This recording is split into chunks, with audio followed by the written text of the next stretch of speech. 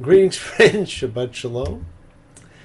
Hope you're all well. Thank you for joining me. I hope you all had wonderful Seder's last week. And I'd like to thank the almost 40 people who've watched my Seder presentation. Okay, after you take up my 20-odd viewings, at least 10 of you watched, so thank you, and I'm just teasing. I know actually a lot more of you watch than just 10, so thank you, thank you. Now, theaters are often dark on Monday nights, and that means there's no show. And that's a theater tradition, and this is like a dark Torah night, or actually it's a dark Torah week. There is not a regular Parsha read, and that too is a tradition when a holiday ends on a Sabbath. And this week it is Shemini Shal Pesach, the pretend 8th day of Passover. And I say pretend because the Bible calls for the holiday to be 7 days. But in the diaspora, they add a special bonus day to several of the holidays. And so our 7-day week gets transformed a la Ringo Starr. Oh, I need your love, babe. Guess you know it's true. Hope you need my love, babe, just like I need you. Hold me, hold me, love me. Ain't got nothing but love, babe. 8 days a week. Now, there you go. There can be 8 days in a week. I thought there was only 7. Okay, this is the 8th day of Passover. So, what happened on the 7th day of Passover? Because 7th and 8th are going to be treated the same. We all know that on the 15th day of the month of Nisan, the children of Israel left Egypt after generations of slavery.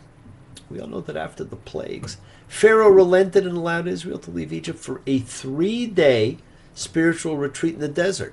That's what Moses had asked for. Kind of sounds like Gilligan's Island in his 3-hour tour, only in this case it's 3-day. Now, 3 days later, when the Israelites failed to return, Pharaoh realized, hey, they're gone for good. They were safely on their way to independence and freedom in the Promised Land. So he bridled his best war horse and called his nation to join him in pursuit of his vanishing slaves. Well, after a short chase, the Egyptian army caught up with the Israelites at the banks of the Red Sea. The Israelites were trapped. There was nowhere to go but into the sea. Then God commanded Moses, raise his staff, and the sea split, allowing the Israelites to comfortably cross on dry land. When the Egyptians attempted to follow, the sea came crashing down on them. Chariots, riders, and horses all perished in the churning sea. Now, we're told that this miracle took place on the 7th day of Passover. Now, outside of Israel, an extra day is added. And so the 7th and 8th days of Passover, as well as other holidays, are full holidays.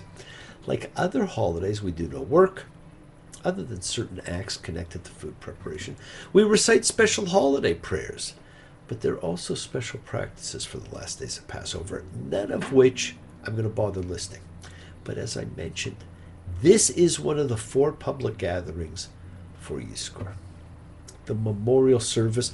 During the morning service of the 8th day of Passover, Yizkor memorial prayers are recited for departed relatives and for anyone else you wish to honor. It is a natural time for the Yizkor service, the public display of grief for all the fallen, no matter who they may be. Their tears for things. What men suffer touches the heart, and I say men, as a synecdoche of humanity. Now, Yizkor is actually a very short prayer. It has deep spiritual impact on the soul of departed relatives, and it leaves a powerful emotional impression on those who say it. The word Yizkor means to remember. And who does not want to remember those they loved? And it refers to a special prayer said on behalf of family members who passed away. It's an opportunity for living relatives to have an everlasting, elevating, spiritual impact on the soul of a departed loved one. For the person saying Yizkor, it can be a very important reflective moment. For the soul of the departed, it's further elevation. And I'm going to explain that in a minute. Now, the 4 Yizkor prayer dates have been incorporated into the synagogue prayer services on Yom Kippur and the 3 gathering festivals called for in the Torah, Passover, Shavuot, and Sukkot. Now, of course, at one time it was only said on Yom Kippur. And an individual begins saying Yizkor. I'm asked, when do you start? You say it on the first holiday after the person that they're honoring passed away. And it can be recited on behalf of any relative. Though people are most meticulous to say it on behalf of those for whom Kaddish, the memorial prayer, is said. And that would be parents, children, siblings, spouse. But like I say, it can be said for anybody that you wish to honor. Now, there's two parts to Yizkor. A brief prayer for the departed and a commitment to give charity or tzedakah on behalf of the deceased person's soul.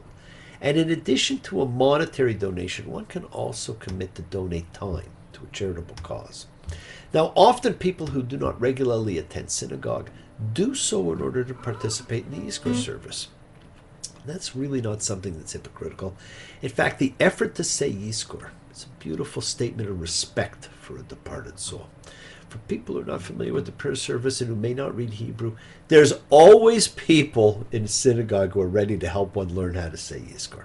Now, of course, the wording is slightly different depending on whether it's a father or a mother who's died.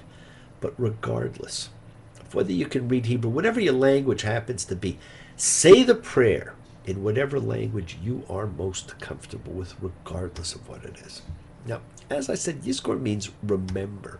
Yizkor Elohim nishmat Abba Mori. May God remember the soul of my father, my teacher, or your mother or whoever, and you would state their name with their parents' names, which is the convention, who has gone to his supernal world, because I will, without obligating myself with a vow, donate charity for his sake.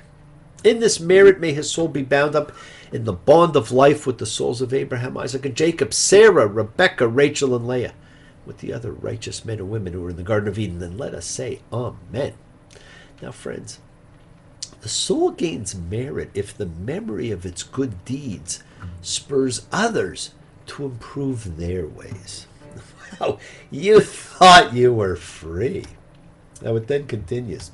May the all-merciful Father who dwells in the supernal heights in his profound compassion remember with mercy the pious, the upright, and the perfect ones, the holy communities who gave their lives for the sanctification of the divine name. They were beloved and pleasant in their lives, and even in their death were not parted from him. They're swifter than eagles, stronger than lions, to carry out the will of their Maker and the desire of their Creator. May our God remember them with favor, together with the other righteous of the world. I'm going to tell you what made that up. Now, its primary purpose was to remember the deceased by committing charity on the theory that the good deeds of the survivors elevates the soul of the departed, right? Regardless of how long ago they departed. Now, it also enhanced the chances for personal atonement by doing a deed of loving kindness. And my friends, it's because the Torah reading on the last day of the pilgrimage festivals of Sukkot, Passover, and Shavuot, when the ancient Israelites made the pilgrimage to Jerusalem, that those services mention the importance of donations, that Yizkor was added to these holiday services, and therefore not just on Yom Kippur. Now, it later became the custom, I think from medieval Germany on, for each community to read a list of all of its martyrs at the Yizkor service. And the practice was eventually expanded to include the names of other members of the community who had died. Today, probably most synagogues publish lists of names, of people who are remembered by congregants, and they're distributed at the Yizkor service. In addition, the lights on the memorial tablets in the synagogues are all turned on. Now, the service itself consists of 4 parts, a series of readings and prayers recited and chanted, and that sets the mood for the solemn occasion of the service. Paragraphs that the individuals each read recalling the deceased, and there's paragraphs for a father, for a mother, a husband, a wife, a son, a daughter, and other relatives and friends, and for Jewish martyrs. Now, during the service, each person reads the appropriate paragraph for the person that they're there to honor. There's the memorial prayer for the deceased, the El Malay Rachamim, the funeral prayer. God, full of mercy, who dwells above, give rest on the wings of the divine presence among the holy, pure and glorious, who shine like the sky, to the soul of, name the person, daughter of, for whom prayer was offered in the memory of her soul. Therefore, the merciful one will protect her soul forever, will merge her soul with eternal life. The everlasting is her heritage. She shall rest peacefully at her lying place, and let us say Amen.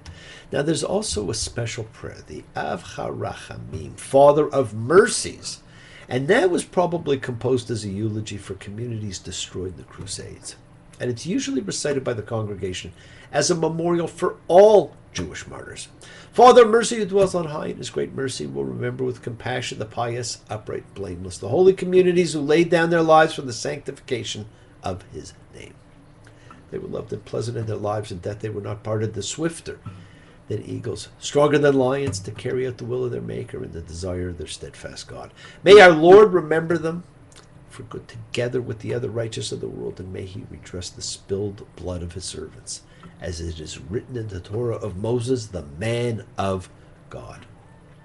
Now, interestingly enough, the Yizkor service does not include the recitation of the mourner's Kaddish, the memorial prayer said when somebody dies in praise of God, although many congregations do add this as the climax of the Yizkor service, even though it's not called for. Yid Kadal v'Yid Kadash Shmei Rabbah Ba'alma Divrei Chirchutei. Glorified and sanctified be God's great name throughout the world, which he has created according to his will. Would you know my name if I saw you in heaven? Would it be the same if I saw you in heaven? Time can bring you down. Time can bend your knees. Time can break your heart. Have you begging, please? Begging, please. Of course, Eric Clapton wrote that after the death of his son, Tears in Heaven. Honoring the departed is a marvelous thing for you and for them.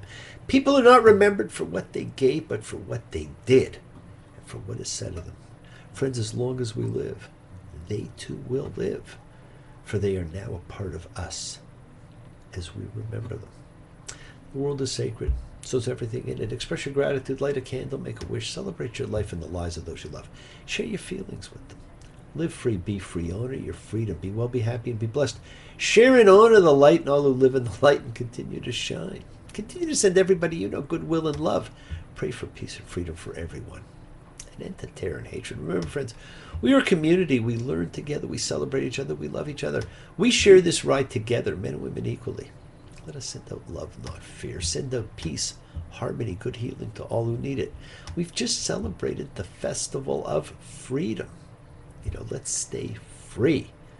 Open your hearts. Remember those that are not here, but who impacted on your life. Bless you all. Have a fantastic week, a week of love and light and peace and healing. And continue to send your goodwill to all those who need it. I'll remember you when I've forgotten all the rest. You to me were true. You to me were the best. When there is no more, you cut to the core, quicker than anyone I knew. When I'm all alone in the great unknown, I'll remember you. And we all want to be remembered, and we all want to remember the people who are important. Nothing is better than remembering and being remembered. So keep being, keep teaching, keep sharing, keep remembering. Keep shining, keep spreading your holiness. And thank you all for joining me. And remember, I love you all. Shabbat Shalom. Thanks. I look forward to seeing you next time. Take care. Bye.